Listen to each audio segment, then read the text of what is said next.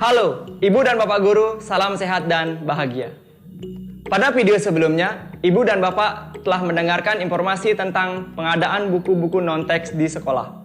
Nah, pada video kali ini, kita akan membahas lebih lanjut tentang pengelolaan buku-buku non-teks. Sekarang, kita akan mengenal apa yang dimaksud dengan perputaran buku non-teks.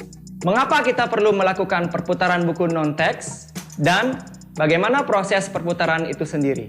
Mari, Ibu dan Bapak Guru hebat, kita belajar bersama-sama tentang perputaran buku non-teks. Pernahkah pada suatu kesempatan di sekolah Ibu dan Bapak menerima banyak buku bacaan? Apa yang Ibu dan Bapak lakukan apabila buku yang diterima dalam jumlah yang cukup banyak? Apakah buku bacaan yang berjumlah cukup banyak itu akan sekaligus dipajang? Ataukah Ibu dan Bapak akan memajang dan menyimpan sebagian buku bacaan tersebut? Nah, tentunya banjir buku ini perlu dikelola secara efektif sehingga buku-buku aset yang sudah didata dapat digunakan tepat sesuai sasaran.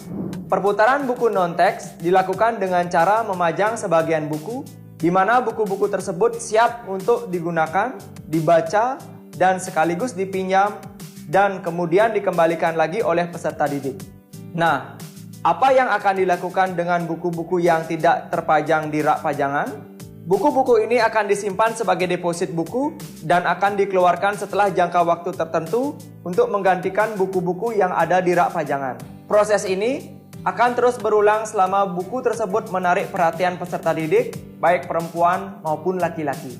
Ada beberapa hal yang perlu Ibu dan Bapak Guru perhatikan pada saat kegiatan perputaran buku, seperti memastikan ada orang yang bertanggung jawab untuk mengelola buku-buku bacaan, membuat rak buku untuk perputaran, membuat rak untuk menyimpan deposit buku, membuat jadwal membaca buku. Jadwal membaca buku ini dapat juga dibagi per kelompok.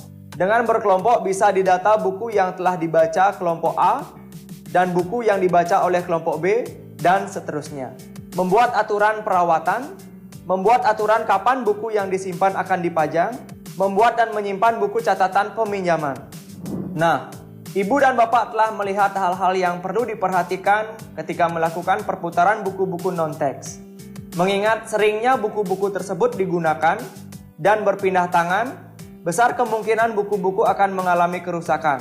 Nah, apa saja yang perlu kita perhatikan dalam menyimpan buku sehingga buku-buku tersebut dapat digunakan dalam jangka waktu yang panjang?